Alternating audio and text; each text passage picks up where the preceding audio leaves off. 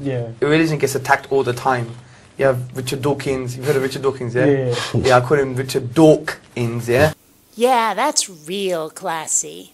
Let's do this.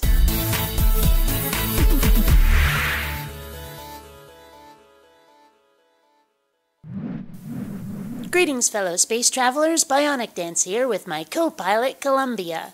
We have ourselves today 3 Muslim fellows who seem to think they can prove the existence of God just by talking about it. Have a look. Let me address 2 things here. First and foremost, we are brought up thinking that everything that we must verify has to be touch and feel. When it comes to questions of existence, yeah, we need to be able to have some sort of physically verifiable evidence. Otherwise, how do we know we're not just making shit up? But let me tell you something. If God could be touched and felt and seen, would that be God? No, what you mean. Would that be God? So, to be God, you have to not be able to verify his existence. Is that it? It's not even just a belief, because God actually says there's good reasons to believe in him. For example, look, do you believe you had a great-great-great-great-great-great-great-great-grandma? No. Do you believe you had a... Yeah, but I mean, there's obviously, I know that because obviously I'm here now. Exactly. Yeah, but that's exactly the point. Have you ever seen your great-great-great-great-great-great-great-great-grandma? You don't have access to a DNA? I know scientifically, I would have to have one to be here. Well, I don't know. See, that's the point.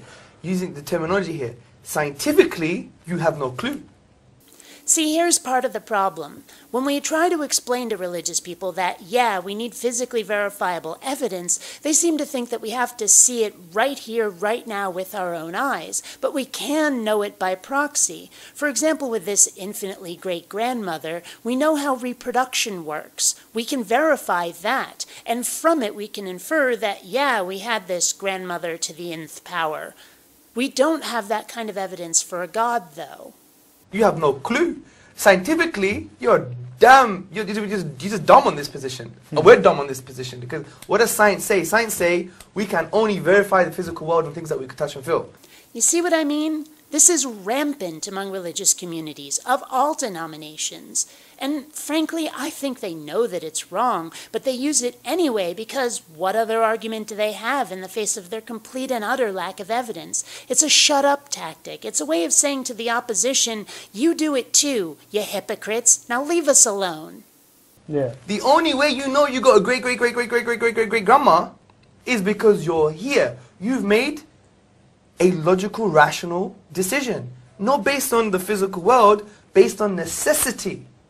I think he means conclusion and not decision. But regardless, we don't go on logic all by itself. We do have evidence from the physical world. As I said, we know how reproduction works, and from that we can extrapolate to knowing about our ancestors. In fact, if this guy is coming to a purely logical conclusion, how can he without knowing how reproduction works? And how can we know how reproduction works without the evidence from the physical world?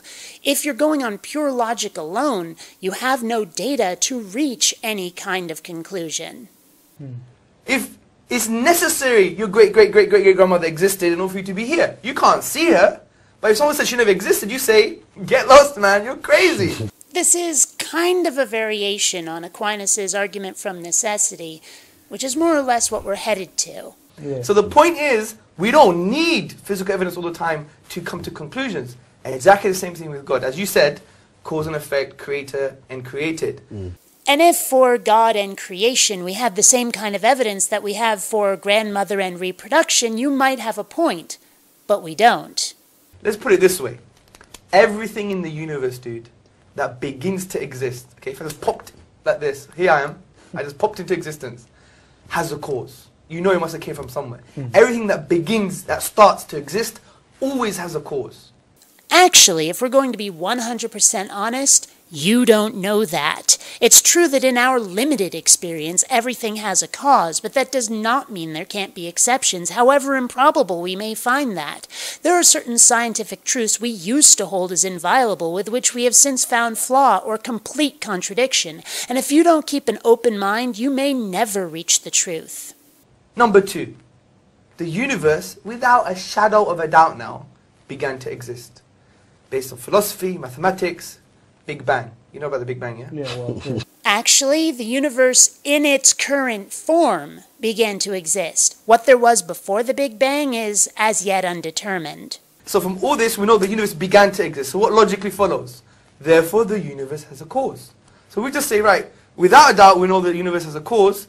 What is the nature of this cause? Well, if you create the universe, it can't be part of the universe. Because if it's part of the universe, then that would mean the universe existed and didn't exist at the same time. This assumes that time is both linear and constant, which we know it's not. Now look, I'm no physicist, but as I understand it, gravity affects time. And in the supercompressed splot of matter that there was before the Big Bang, there would have been a shit ton of gravity. And as for the universe creating itself, well, if something within that tiny singularity jumped in just the wrong way, the whole thing could become unstable and boom, Big Bang. Now, I could be wrong about that, but that is a possibility besides a creator God. We know he must be all-powerful. He didn't create a grain of sand, he created the whole universe, right? Yeah. So how do you know that's all-powerful and not just really, really powerful? And how do you know it's intelligent? And we know it must be uncreated. Because some people say, well, who created God? Part of the problem here is the phrasing. Saying who made something implies that it was built, constructed deliberately. And we have no evidence of that. The question of saying who created God is equivalent of saying there is no creation. Because you need a final point. Because if it went on forever, we would never have creation in the first place. Again, that may be what seems most reasonable to our limited experience, but we know for certain that the universe has not always been in this state, and our perception of it has been adapted to as it is now. The truth is that there is no satisfying answer. It may feel great to think that there is some creator deity out there with a personality who loves us and will be sending us to heaven if we behave ourselves, but you have no way of knowing or showing that that's the truth. So look what we've just done, just very simply. We've said there's a cause for the universe.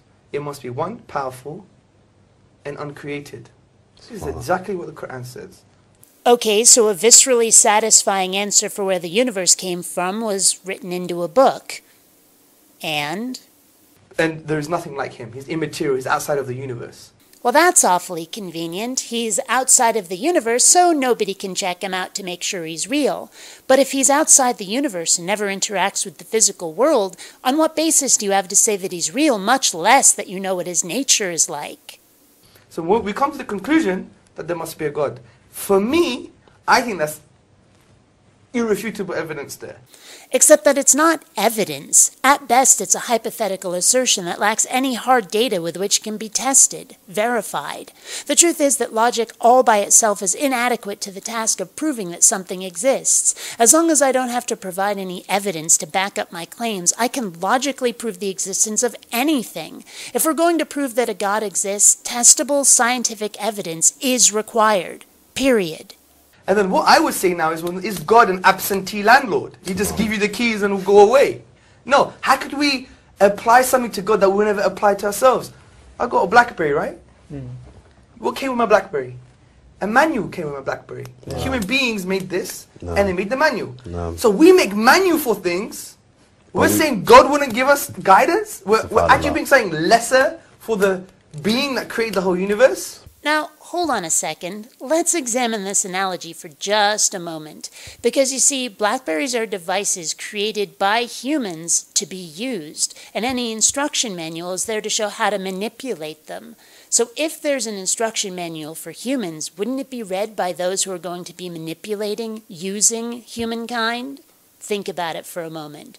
But okay, let's assume that this God of yours did create the universe. What makes you think he did it for humans? What if God's favored creatures are the bunnies, or some aliens on a planet orbiting Proxima Centauri? Assuming that the universe is created for humankind, talk about hubris, talk about pride. So the point is, it only makes sense that he gave us revelation. Now the question is, what is the revelation? Oh, that one's easy. Rosebud is a sled, Kaiser Soze is Kevin Spacey, and Darth Vader is Luke's father. Until next time, fellow space travelers, this is BionicDance saying don't run on automatic. Instead, please think.